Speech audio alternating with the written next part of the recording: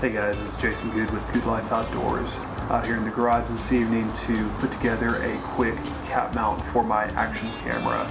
So I've got a few items I've had lying around here, and hopefully it'll be a good mount for getting some good point of view shots for fishing, hunting, cooking, and being able to share that with y'all.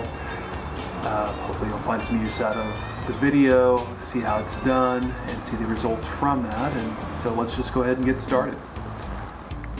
So we're going to just use a few items that I had laying around. I've got an old cap, I've got a screw and some washers, a drill, and a lighter. So that's pretty much all we're going to use for this project. So I've marked the place where I want to drill my holes, kind of towards the back of the bill and center of the cap.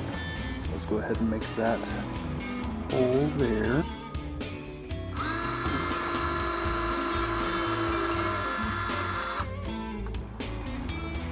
Alright, nice clean hole there. We're going to clean it up even more with the lighter here and just do a little burning of the edges, kind of keep it from fraying.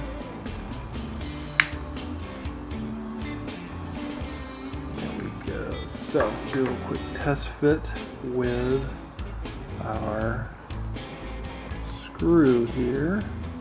It's going to be tight, but it will fit through there. You can kind of see that there. So before we go much farther with that, we're going to be putting a fender washer on there. And that's going to go through the bottom of the cap, like so. Okay, as you see, there it is. It's ready for the camera to be mounted. Obviously this is a 1/4 inch by 20 screw that fits into the tripod base for the camera. And there it is, the little action camera cap mount. Screw and 2 washers and a little bit of time. Be good for point of view shots when I'm out there in the kayak, if I'm out bow hunting.